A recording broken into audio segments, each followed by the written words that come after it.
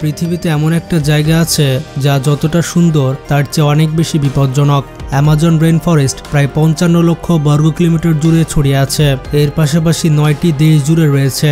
এই সবুজ মহাসাগর পৃথিবীর 20% অক্সিজেন উৎপন্ন করে, তাই অনেকেই এই জঙ্গলকে পৃথিবীর ফুসফুস বলে ডাকে। কিন্তু এই জঙ্গলের বাতাসে শ্বাস নেওয়া মানেই সবসময় জীবন নয়। এখানে প্রতিটি পদক্ষেপে মৃত্যু চুপি চুপি আসে। প্রতিটি পাতার পেছনে কোনো শিকারী লুকিয়ে থাকতে পারে, আর প্রতিটি শব্দই সতর্কবার্তার মতো। এই জঙ্গল শুধু সবুজ গাছ, রঙিন পাখি বা বিরল প্রাণীর বাসস্থান নয়। এখানে পাওয়া যায় গ্রিন অ্যানাকন্ডা, যা 30 ফুট পর্যন্ত লম্বা হতে পারে এবং মানুষকে সরাসরি খেতে পারে। জ্যাগুয়ার, যা একচেটিয়াভাবে শিকারীর খুলি ভাঙতে পারে। পয়জন আর্ট ফগ, যার চামড়ার বিষ 10 জনকে হত্যা করতে পারে। বুলেট অ্যান্টস, যাদের কামড় যেন আগুন জ্বালানোর চামড়া কেটে দেয়। আর শুধু প্রাণী নয়, কিছু গাছও বিপজ্জনক। কিছু গাছের ছায়ায় বসা মানে মৃত্যুকে ডেকে আনা। কিন্তু সবচেয়ে বিপজ্জনক জিনিস হলো এই জঙ্গলের অজানা রহস্য। এমন কিছু সত্য যা বিজ্ঞান এখনো বুঝতে পারেনি, এমন কিছু রহস্য যা বাইরে থাকা মানুষ জানে না, আর যারা জানতে চেষ্টা করেছে তারা প্রায় আর ফিরে আসেনি। এবার শুনুন একটি সত্য ঘটনা। 2023 সালে ব্রাজিলের অ্যামাজনাস রাজ্যের সীমান্তে একটি অনুসন্ধান দল অ্যামাজনের গভীর জঙ্গলে প্রবেশ করে পুরনো অ্যানথ্রোপোলজিক্যাল রিসার্চ ট্র্যাক করতে। দলে ছিলেন 5 জন, সঙ্গে ছিল এক্সপার্ট, জিপিএস ডিভাইস, স্যাটেলাইট সংযোগ এবং সব সুবিধা। কিছুদিন পরে তাদের সঙ্গে যোগাযোগ বিচ্ছিন্ন হয়ে যায়। প্রায় 92 ঘন্টার পর ব্রাজিলে উদ্ধার দল পাঠানো হয়। 5 জনের মধ্যে শুধু একজন মানুষই ফিরে আসে। সে পুরোপুরি বিভ্রান্ত, দেহে মাটি ও রক্তের দাগ, চোখে শূন্যতা ও ভয়ের মিশ্রণ। যখন বারবার জিজ্ঞেস করা হয় সেখানে কি ঘটেছিল, সে বারবার শুধু এক বাক্যই বলে, জঙ্গল জীবিত আছে, সে আমাদের দেখছে। পরবর্তীতে সে 3 মাস মানসিক হাসপাতালে ভর্তি থাকে। তার গল্প অসম্পূর্ণ, কিন্তু ভয় একদম সত্য। এটি শুধু একটি গল্প নয়, এখানে শতাধিক ডকুমেন্ট ও আনডকুমেন্ট কেস আছে। স্থানীয় উপজাতিদের বিশ্বাস জঙ্গলের কিছু অংশ পবিত্র নয়, বরং অভিশপ্ত। তারা বাইরের মানুষকে পছন্দ করে না। যারা জঙ্গলের সীমানা পেরিয়েছে তারা কখনো ফিরে আসতে পারেনি। কিছু এলাকায় জিপিএস কাজ করে না, কম্পাস ঘোরে এবং হঠাৎ সব শান্ত হয়ে যায়, যেন জঙ্গল বলছে এখন তুমি আমার। বন্ধুরা, আজকের ভিডিওতে আমরা আপনাদের নিয়ে যাব অ্যামাজনের সেই বিপজ্জনক, ভয়ঙ্কর এবং রহস্যময় অংশে, যেখানে 5টি ডার্ক সিক্রেট রয়েছে যা আপনাকে ভাবতে বাধ্য করবে। Number 1, the last tribe. এরা মানুষদের থেকে ঘৃণা করে। অ্যামাজনের গভীরতম অংশে থাকে এমন অংশ যা আজও স্যাটেলাইট ইমেজে স্পষ্ট নয়। আজও এখানে কিছু অপরিচিত উপজাতি থাকে, এমন উপজাতি যারা কখনো বাইরের পৃথিবী দেখেনি, বাইরের পৃথিবী সম্পর্কে শোনেনি এবং প্রয়োজনও মনে করেনি। এই উপজাতিদের জন্যই জঙ্গল সবকিছু। তাদের জন্য জঙ্গলি ধর্ম, জঙ্গলি বিজ্ঞান, জীবন এবং মৃত্যু। ঘটনার বছর 1997। একটি ডকুমেন্টারি ক্রু সিদ্ধান্ত নেয় অ্যামাজনের একটি দূরবর্তী অংশে গিয়ে এমন একটি উপজাতিকে ধারণ করবে যার সম্পর্কে শুধু গুজব ছড়িয়েছিল। দলে ছিলেন 6 জন, 2 জন ক্যামেরাম্যান, 1 জন অ্যানথ্রোপোলজিস্ট, 1 জন অনুবাদক এবং 2 জন জঙ্গল গাইড। শুরুর 2 দিন সবকিছু ঠিক ছিল। তারা গাছের মধ্যে পথ তৈরি করে জঙ্গলে প্রবেশ করল। তৃতীয় দিন অদ্ভুত ঘটনা শুরু হলো। রাতে দূরবর্তী জঙ্গল থেকে ধীর ড্রাম শব্দ শোনা যাচ্ছিল। কখনো মনে হচ্ছিল কেউ তাদের দেখছে, কিন্তু আশেপাশে কেউ ছিল না। চতুর্থ দিনের সকালে তারা এমন কিছু দেখল যা আজও রহস্যময়। তাদের শিবিরের ঠিক বাইরে একটি প্রাণীর মাথা ঝুলছে এবং তার উপর বাঁশের তীর দিয়ে একটি সতর্কবার্তা তৈরি করা। অ্যানথ্রোপোলজিস্ট দ্রুত বুঝতে পারল এটি সতর্কবার্তা, তাদেরকে এখান থেকে চলে যেতে হবে। কিন্তু ক্যামেরা টিমের উচ্ছ্বাস অন্যরকম। তারা ভাবল এটি এক্সক্লুসিভ ফুটেজ, বিশ্ব প্রথমবার এই উপজাতিকে দেখবে। তবে সেই রাতেই সব বদলে যায়। টিমের সঙ্গে মূল শিবিরের যোগাযোগ বন্ধ হয়ে যায়। স্যাটেলাইট ফোন কাজ করে না। পরের সকালে 2 জন নিখোঁজ হয়ে যায়। 5ম দিনে যখন উদ্ধার হেলিকপ্টার আসে, শুধু একজন মানুষই জঙ্গল থেকে বের হয়। সেটি হচ্ছে ক্যামেরাম্যান ড্যানিয়েল রোচা। তার অবস্থা দেখে ডাক্তাররাও কাঁপতে লাগলো। কাপড় ছিঁড়ে গিয়েছে, দেহে রক্ত লেগে আছে, চোখ লাল ও ভয় আর আতঙ্কে ভরা। সে এক শব্দও বলতে পারল না, শুধু কাঁপছিল এবং ধীরে ধীরে বলল, আমরা ভুল জায়গায় ছিলাম। তারা মানুষ নয়, তারা জঙ্গলের রক্ষক। পরে যখন তার ক্যামেরার ফুটেজ উদ্ধার করা হয় দেখা যায় দৃশ্যগুলো আজও রেস্ট্রিক্টেড। ধূসর ভিডিও ক্লিপে দেখা যায় জঙ্গলের মধ্যে দৌড়াতে থাকা ছায়া প্রতিমা, দীর্ঘ কালো চুল, মুখে লাল ও সাদা প্যাটার্ন, তীর এবং ভালা হাতে অদ্ভুত মানুষ, চোখে শুধুই রাগ আর সতর্কবার্তা। অ্যানথ্রোপোলজিস্ট মনে করেন এটি হতে পারে ফ্লেচিয়ার্স উপজাতি, অর্থাৎ তীর জনগণ। এই উপজাতি সম্পর্কে বলা হয় তারা কোনো বাইরের মানুষকে সতর্কবার্তা ছাড়াই হত্যা করে। কিছু গবেষকের মতে এই উপজাতির জন্য মানুষ হচ্ছে একটা রোগ। আমরা প্রযুক্তি, ভাইরাস এবং দূষণ নিয়ে যাই যা তাদের বিশুদ্ধ জঙ্গলকে দূষিত করে। তাদের ধর্ম ও কর্তব্য হচ্ছে প্রতিটি বাইরের হুমকি নির্মূল করা। আজও দক্ষিণ আমেরিকার অনেক অঞ্চলে সতর্কবার্তা বোর্ড দেখা যায়। এই জঙ্গল শুধু রহস্যপূর্ণ নয়, যারা এখানে বসবাস করে তারা নিজস্বভাবেই এই জঙ্গলকে রক্ষা করছে এবং প্রতিটি বাইরের মানুষ থেকে নিরাপদ রাখছে। Number 2, the crust lake. Amazon river বেসিনের মধ্যে একটি জঙ্গল জলাশয় আছে।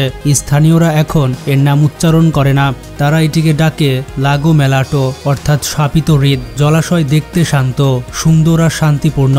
চারপাশে সবুজ বন, পাখির কণ্ঠ এবং কাচের মতো নীল জল।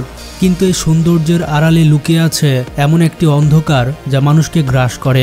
ঘটনা 1935 সাল। একটি আমেরিকান খনন কোম্পানি জানতে পারে হ্রদের তলদেশে দুর্লভ ধাতব খনিজ থাকতে পারে। তাদের মতে এটি এমন একটি ধন যা তাদের কোটি কোটি টাকা উপার্জন করতে পারে। তারা একটি দল পাঠায়, সঙ্গে জিও এক্সপার্ট, এর সাথে মেকানিক্স এবং সশস্ত্র গার্ডস। হ্রদের ধারে শিবির গড়ে তোলা হয় এবং ড্রিলিং শুরু করা হয়। প্রথম 2 দিন সব ঠিকই ছিল। তৃতীয় দিন হ্রদের মাঝখানে অদ্ভুত বুদবুদ ওঠা শুরু হয়। পানি হালকা রং পরিবর্তন করে। দল মনে করে এটি মিথেন গ্যাস হতে পারে। তারা তাদের কাজ চালিয়ে যায়। পঞ্চম দিন থেকে অদ্ভুত ঘটনা শুরু হয়। রাতে শিবিরের মানুষরা বলেন হ্রদ থেকে ফিসফিস শব্দ আসছে। কেউ জনে বলছে থামো, ফিরে যাও। কিছু মানুষ ঘুমে ভয়ঙ্কর স্বপ্ন দেখতে শুরু করে। কিছু মানুষ মনে করেছিল যেন হ্রদের জলে মুখ দেখা যাচ্ছে। 6 দিন পর শিবিরের হঠাৎ করে রেডিও সাইলেন্ট হয়ে যায়। 2 দিন পর উদ্ধার দল পৌঁছায়, কিন্তু সেখানে কিছুই পাওয়া যায়নি। না মানুষ, না তাঁবু, না কোনো সরঞ্জাম। শুধু একজন মানুষ হ্রদের ধারে পড়ে আছে, ভয় থেকে কাঁপছে এবং নিজের সঙ্গে কথা বলছে। যখন তাকে জিজ্ঞেস করা হয় কি ঘটেছে, সে কাঁপতে কাঁপতে শুধু বলল হ্রদ আমার সঙ্গে কথা বলছে। সে বলছে থামো, সে আমাকে ডেকেছে। তার চোখে শূন্যতা, যেন আত্মা অন্য কোনো জায়গায় চলে গেছে। কিছুদিন পরে বিজ্ঞানীরা সেই এলাকা পরিদর্শন করে। তারা বলল সেখানে মিথেন ও সালফার গ্যাসের ভেন্টস আছে যা হ্যালুসিনেশন তৈরি করতে পারে। কিন্তু স্থানীয় আদিবাসীদের কথা আলাদা। তারা হ্রদকে আত্মার দরজা মনে করে। তাদের ধারণা হ্রদের নিচে একটি পুরনো মৃত সভ্যতার আত্মা থাকে যা কোনো বাইরের মানুষকে টেনে নিয়ে যায়। আজও লাগো মালদ্বীপে যাওয়া নিষিদ্ধ। শুধু একটি পাথরে খোদাই করে লেখা আছে যে এখানে খনন করবে সে নিজেই গভীরে হারিয়ে যাবে। নাম্বার 3, ফ্ল্যাশ ইটিং ট্রি, শয়তানি বৃক্ষ যা মানুষকেও খেতে পারে। অ্যামাজন জঙ্গলে এমন গল্প আছে যা শোনার পর মনে হয় মিথ্যা, কিন্তু সত্যিকারের নীরবতা আরও ভয়ঙ্কর। শয়তানি বৃক্ষ এমন একটি গাছ যা শুধুই ছায়া দেয় না, প্রয়োজনে মানুষকেও গিলতে পারে।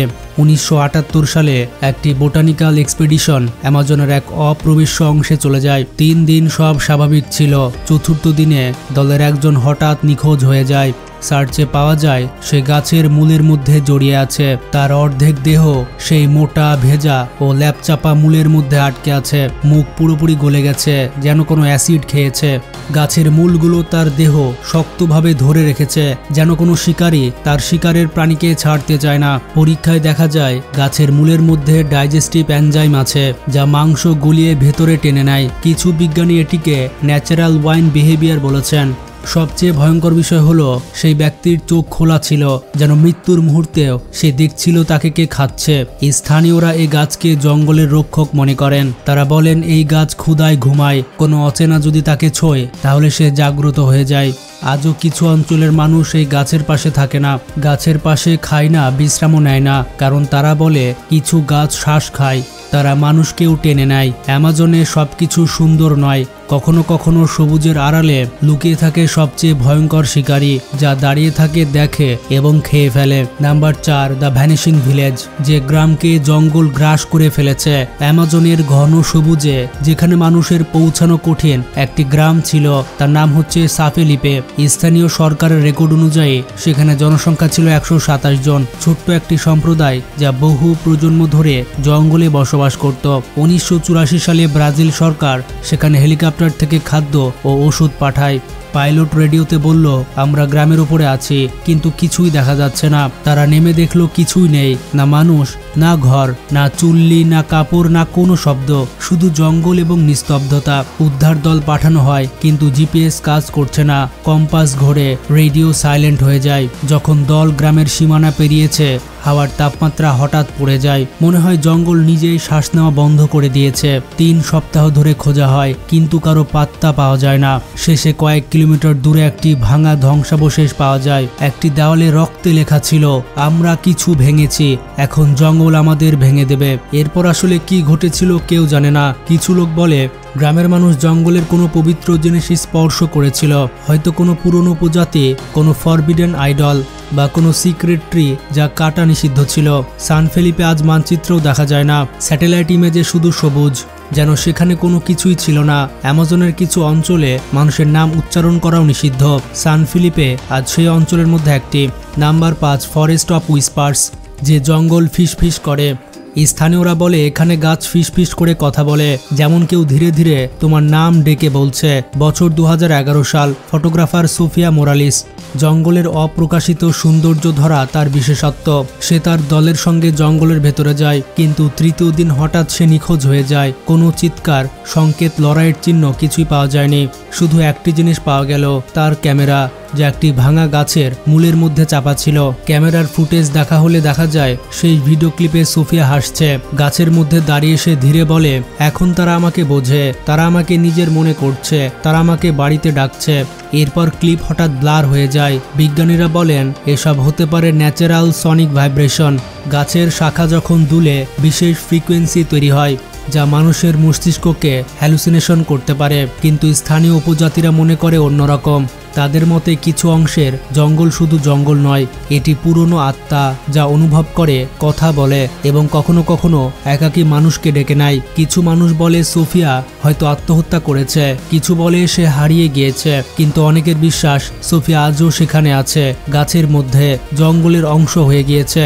কারণ বস ডাস্ট বুঝেছে একা কেউ থাকে না। বন্ধুরা, অ্যামাজন শুধু একটি জঙ্গল নয়, এটি একটি জীবন্ত সত্তা যা চিন্তা ভাবনা করে, দেখে, অনুভব করে এবং মনে রাখে। যে তার সীমা অতিক্রম করে সে প্রায়শই ফিরে আসে না যেমন আগে ছিল। এই জঙ্গল কখনো পাগলামি, কখনো মৃত্যু, কখনো রহস্যময় নীরবতা। তো ভিডিওটি কেমন লাগলো কমেন্টে জানাও এবং ভালো লাগলে বেশি বেশি শেয়ার করতে পারো।